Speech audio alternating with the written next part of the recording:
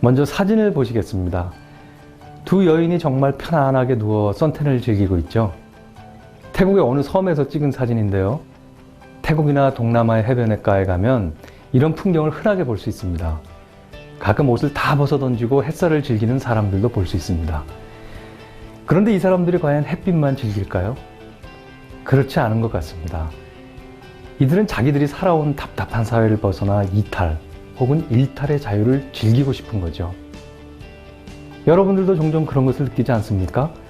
지금 이곳에서 벗어나 낯선 어느 해변에서 모든 것을 잊고 뒹굴거리고 싶은 충동이 있지 않습니까? 네, 그 충동은 여행으로 종종 이어지고 우리는 여행을 통해 한 줄기 시원한 바람 냄새를 맡습니다. 이번 강의는 이런 주제로 이야기를 해보겠습니다. 안녕하세요.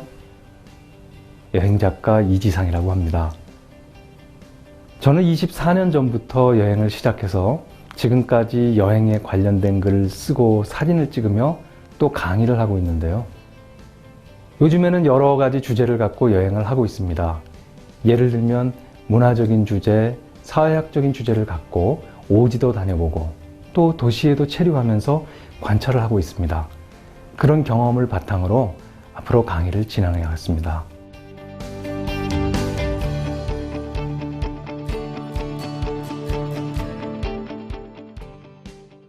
제가 직장을 그만둔 후 해외여행 초창기부터 배낭여행을 하고 그것과 관련된 글을 써오다 보니 종종 이런 메일을 받습니다. 저는 중학교 3학년 학생인데 학교 다니는 것에 대해 의미가 없다고 생각합니다.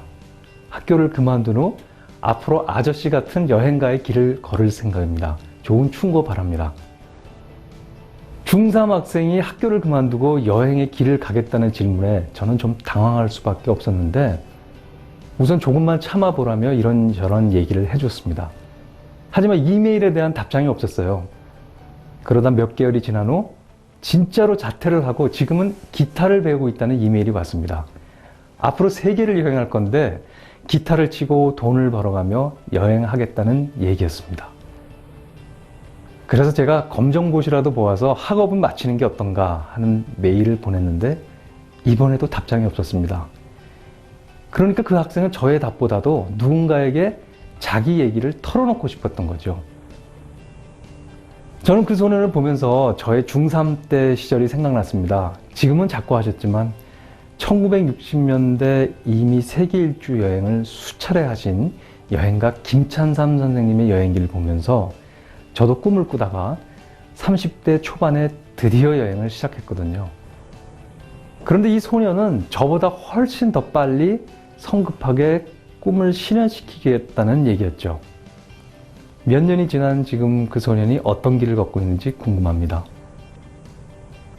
그런가 하면 고등학생들, 대학생들도 진로에 대한 고민을 하면서 여행가, 여행작가가 되고 싶은데 어떻게 하면 될 수 있는가 하는 방법을 묻기도 합니다.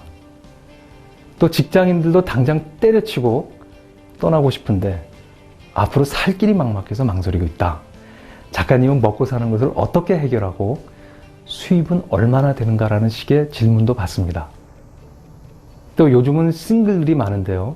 특히 여성분들이 홀로 여행하고 싶은데 위험하지는 않은지, 어딜 갔으면 좋겠는지 등등 수많은 질문들을 받습니다.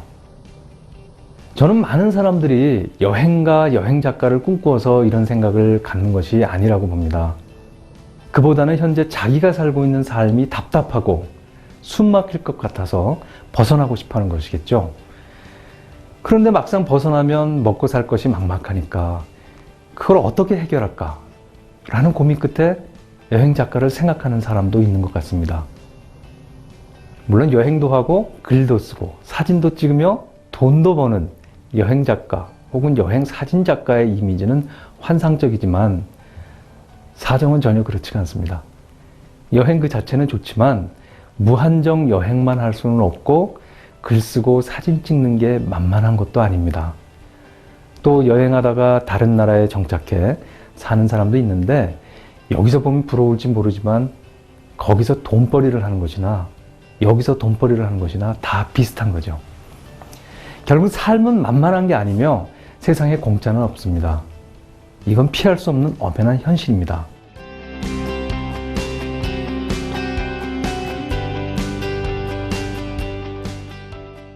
제가 상상마당이라는 곳에서 여행 작가를 주제로 강의를 하고 있는데요. 거기 모인 수강생들의 얘기를 들어보면 글을 좀 더 잘 써보기 위해서 왔다는 사람들도 있고, 서로 다른 영역에 있는 사람들을 만나 뭔가를 배우고 싶어서 온 사람들도 있지만, 많은 분들은 숨구멍을 발견하고 싶어서 왔다고 합니다. 수강생들 중에는 여행사 대표도 있고, 여행사 직원, 출판사 편집자, 디자이너, 호텔 카지노 딜러도 있고요. 또 학생, 백수 등 각양각색의 사람들이 있는데, 하루하루 사는 게 답답해서 여행과 글이라는 그 분야에 오면 뭔가 새로운 바람을 쐴 수 있을 것 같은 기대를 하고 온 겁니다. 요즘 들어 일고 있는 인문학에 대한 관심도 그런 것 같습니다. 이 세상을 살아가는 게 경제적으로도 힘들지만 시간적으로도 너무 쫓기며 살다 보니 자신의 삶을 돌아보고 성찰하고 새로운 삶을 살아보고 싶은 욕구가 당연스럽게 생기는 것 같습니다. 제가 전에 들은 이야기인데, 어느 여자 직장인이 어떤 인문학 강의를 들으러 와서 자기 소개를 하다가 그만 울었다고 합니다. 매일 아침 일찍부터 지하철에서 시달리며 출근하고 하루 종일 일하다가 밤늦게 돌아가는 일이 끝없이 지속되던 어느 날 문득 내가 왜 이렇게 살아야 하나? 앞으로도 이렇게 살아야만 하나? 하는 생각이 들면서 너무 서러워 울었다고 합니다. 저에게 강의를 들으러 온 사람은 아니었지만 그 이야기를 전해 들으면서 저도 가슴이 울컥했습니다. 제가 직장 다닐 때 저의 모습이었고, 또 여행 작가로서 살아가며 밥벌이의 서러움을 맛보았기 때문입니다. 그녀의 모습은 바로 저의 모습이고 또 우리 모두의 모습일 겁니다. 그런 현실 속에서 여행은 낭만으로 다가오고 숨구멍으로 다가옵니다. 정말 어쩌다 하는 여행은 항상 신나죠. 그런데 제가 초점을 맞추고 싶은 것은 여행을 떠나게, 즉 우리를 떠나게 만드는 이 사회는 과연 무엇이며, 이 사회 속에서 행복하게 살려면 어떻게 살아야 할 것인가입니다. 제가 그동안 길게 이런 길을 걸어오며 관찰한 바에 의하면 여행은 언제나 낭만이 아니고 언제나 숨구멍은 아니었습니다.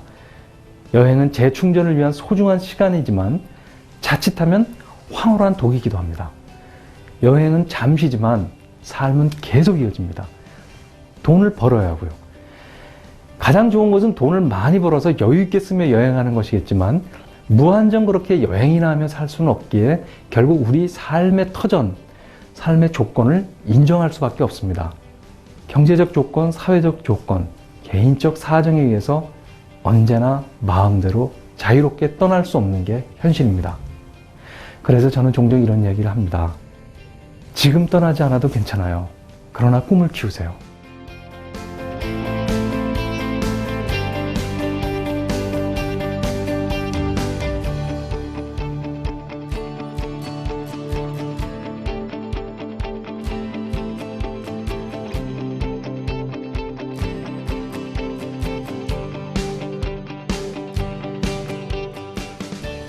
네, 앞으로 남은 강의에는 이런 얘기를 할 생각입니다.